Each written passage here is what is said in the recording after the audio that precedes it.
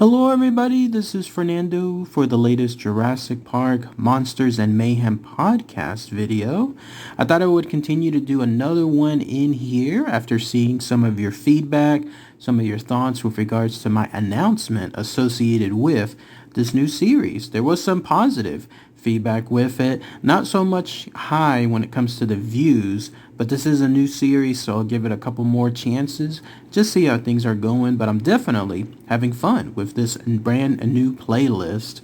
But in this case, I wanted to feature once again a topic associated with that B character tied to Jurassic Park 3 known as Cooper. And this one has to do with a thought out set of theories associated with his demise. Again, this is the whole purpose of this playlist, of this podcast, is I want to delve into certain characters or even certain scenes, as I call them, mayhem. So that way we'll be able to guess together and see what had happened, maybe take a peek behind curtains and so on. This one, though, has to do with Cooper and what happened to him unseen from the film whenever he first met that Spinosaurus. To me, ever since I first saw the Jurassic Park 3 film, that key moment where we don't see what occurs has left a little thought in my head afterward. And I was surprised to see on YouTube with that other channel that I was watching that it's a popular topic as well. People want to guess and then maybe do even more theories as to what happened to him whenever he first was attacked by that Spinosaurus. So I thought I would mix my own thoughts and theories here. And let's go ahead and let's talk about that. So this video is going to focus on Cooper and what happened to him when he was attacked by that Spinosaurus. So let's go ahead and let's feature that here. If you wanted to see my full other video on Cooper, by the way, I'll include the link for it below. That one goes into further details about who he was, how he started, what his relationship was with the family, and so on. This one, though, just has to do mainly with what happened during those key moments leading up to his death. So I rewatched the clip associated with it. I put down a bunch of notes, and again, I'm not going to be able to show the actual clip itself. It's just copyrighted galore, but instead I'm going to feature these still shots. So at that key point where Mrs. Kirby was screaming as far as Ben and using the megaphone for it, they told her that was a bad idea. Right when she turns around and says, "What's a bad idea?" that's when we first hear the Spinosaurus scream. Pay attention to that, because here's where, again, my own theories come into play afterward. Then when the character of Dr. Alan Grant is surmising, what it could be, and someone says that it's Tyrannosaurus, and then he goes, "No, I don't think so. Sounds bigger." That's when two first shots are heard, gunshots in other words. I don't think those are from Cooper, more on that here in a minute, but then immediately afterward, that's when you see Udesky and then Nash come into the frame. They're running as quickly as they can, as if they have the devil behind them, screaming that we have to leave. Then in the next few moments, by the way, all of this seems to be playing almost in real time. That's what's neat about this scene, is that they, even though it's cutting between different people and different areas, it seems like it's one long shot. Like, in other words, it's real time, what's happening right there, no lapses. And so they're getting on the plane as quickly as possible. And then a second key thing happens. That's when we hear another Spinosaurus scream. And this time there's two more shots, but they sound different. Keep in mind on that here in just a moment too. And then that's when the plane turns around in the runway. That's when we see Cooper running. He's holding what looks to be his wounded left arm, and he's running as quickly as he can. And then finally he gets out into the runway, seeing that the plane is about to leave, and then we all know what happens next. He basically becomes Dino Dinner at that point, and the Spinosaurus takes quick work of him. So that's the summation of it.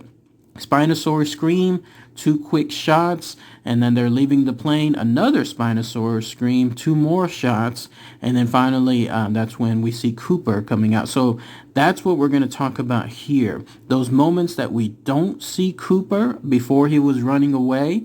Instead, the moments between the Spinosaurus scream and then those multiple gunshots. So let's theorize. Let's see what happened here.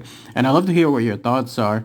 I've seen some other videos again on this topic, and some of my theories might parallel theirs, but mine is a little different at the same time. But here's essentially what I think occurred. That first scream that we hear after Mrs. Kirby goes, "What's a bad idea?" I think that means that the Spinosaurus found them first. It caught them by surprise. That group consisting of Udesky, Nash, and then also Cooper, I think they were out there in that forest area walking around, and then all of a sudden, bam, the Spinosaurus is right there, right somewhere nearby, and it catches them by surprise with that scream. The reason I say that is because the impression I got from these guys is if it was turned around and let's say they caught the Spinosaurus by surprise, I don't think they would have let it have any chance to attack them. They would have shot it first. It would have been that scene almost like from the first Jurassic Park film, where you see that game warden essentially setting up his rifle at that raptor, looking as close as possible through the scope, being as quiet as possible, ready to shoot to kill. That's what I think this group would have done first. They definitely wouldn't have made their presence known to the Spinosaurus, nor would they have allowed it to turn around and then start attacking them. They would have blown it away to smithereens first chance they got, because again, I think they were there, shoot to kill first, take no chances. They're there to rescue the Kirby's son, and that's it. So that's why I think they fell into some area that caught them by surprise when the Spinosaurus was somewhere there. Now, what happened in that area? What was it? So I've seen theories, and these are some wild ones too. One is that it could have been a nest. Maybe there was even a nest associated with multiple Spinosauruses. So in other words, a male, a female, and so on. There was even the idea that there was the nest for the Spinosaurus itself, like where it was just sleeping or where it had some other type of food there, who knows? Or even this, there's even a wild theory that there was even a junior Spinosaurus. The idea behind that one is people think that they must have accidentally come across the junior one and killed it, and that's what made the Spinosaurus so mad and start chasing the rest of the group for the rest of the film, almost like it was a vendetta of sorts. I don't go by that, those sets of theories. I don't think there were multiple ones. I don't think there was a mate. I don't think there was a junior one either. I just think they were caught surprised, as is. I think they were just looking about and didn't realize just how expertly of a hunter the Spinosaurus was. And when that happened, it was upon them all of a sudden. Keep in mind, too, that it was attracted by Mrs. Kirby's screaming into the megaphone.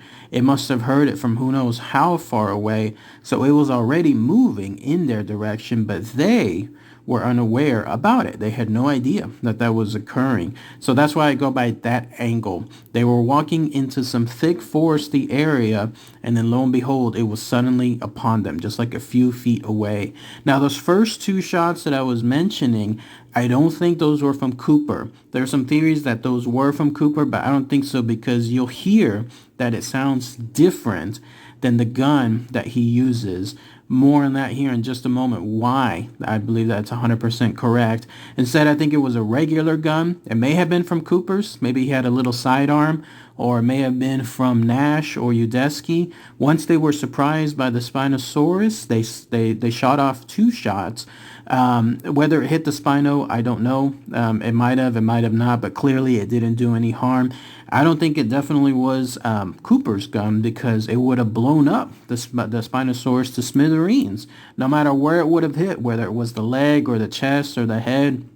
As we saw in the earlier part of the film, it would have absolutely just blown it up almost like straight up dynamite, like if it was inside the Spinosaurus. But yeah, it was definitely a regular gun, and clearly it did no harm when it comes to that. But that's at least my own theory. So I don't know, again, if maybe Cooper had his own little gun or if it was one of the other crew, but I'm siding more on the behalf that it was either Nash or Udesky that did so. And then after it was hit by those gunshots, who knows, they may have even not even hit the Spino. I think in this case, the next step was it targeted Cooper. Like it found him first, and that's because Cooper ran off. Either he ran off at that instant or he realized he was about to be Spino food, like in other words, and so he ran off in another direction, but it was clearly away from the group and it was away from the airplane area, and so the Spino was chasing him. Why I say that is because remember, it was Udesky and Nash that were the ones that came back to the plane. They saw the opportunity, they took that moment, and they ran back as quick as they could. No chance at all. Even if it meant leaving Cooper behind, they realized that it was for the better of the group. The Spino was now chasing Cooper away, or chasing after Cooper, and so this gave them the opportunity to be able to run back, and then that's when they obviously bolted into the plane, and then that's when they decided to leave him right then and there. They clearly saw what the Spino was, how huge it was, the risk and the threat that it had. So in this case, they wanted to leave as soon as possible with or without Cooper. Now the next key scenes is this. As they're getting on the plane, there's one more Spinosaurus scream, and then it's louder shots, two more of them. These, I truly believe, are Cooper's gun. These are the gun, the big one, the one that he was using to blow up that particular plane from earlier in the film. They were quick shots too, but obviously they never hit him because clearly the Spino would have been blown up as well. So here, that's probably his last chance of any survival. He had some kind of shot, but he didn't realize just how quickly the Spino reacts. We saw that with the attack with the T-Rex. It was quick swipes here and there, and the T-Rex was done. What chance did Cooper have? He probably underestimated how quickly that dino can move. And so when that happened, that's when the Spino must have spun around and did something with the claws on the hand. Those giant hands that it had, it used it to swipe at Cooper, who knocked him back. And again, you see this quick motion as well when it's attacking the T-Rex at one point. You see how quickly its hands can move. And then that's when Cooper easily must have lost his gun. I mean, the G-forces associated with a swipe like that, knocking him back, probably let alone tripping over something or going into some kind of tree, something like that. He lost his gun. We never saw it again, nor did we ever hear it again. So again, those two last shots were his last hope at that point. The reason why I believe that the Spinosaurus did a hand swipe and not a mouth bite to cause the damage on his body is because, think about it, it's almost like common sense. If the Spinosaurus did a mouth bite, the chances of Cooper surviving it were slim to practically none. It would have been something where there would have been a lot more gashes on Cooper's body, and then also the force associated with his mouth bite would have been enough to easily incapacitate Cooper. It was to the point, we saw that with Nash later on in the film, when he has Nash in his mouth, or she has Nash in her mouth, the Spinosaurus does, and they throw him to the ground, and you see he's kind of still alive, but not. It's hard for him to move. He obviously just got bitten by the Spinosaurus, and there's little hope for him at that point. His body just can't handle much more movement, and then it was quick and easy work. That's what I think would have happened if the Spinosaurus would have used their mouth with Cooper. No, I think it was more on the lines of a simple hand swipe, a simple slash, and you also see that too because the length of the wounds are indicative of a hand, like a giant hand with a set of claws. There's a gash on the left-hand side of the body, and then another gash on the right-hand side of the body, and it almost seems again more along those lines. And as resourceful as Cooper was, he still was able to do something, something miraculously almost, because even though he was slashed by the Spinosaurus, knocked back, and still in an area that was considered very, very dangerous, he was still able to get up and then start running. That's when we see him at that point. Now he's no longer unseen. The scene finally cuts to him.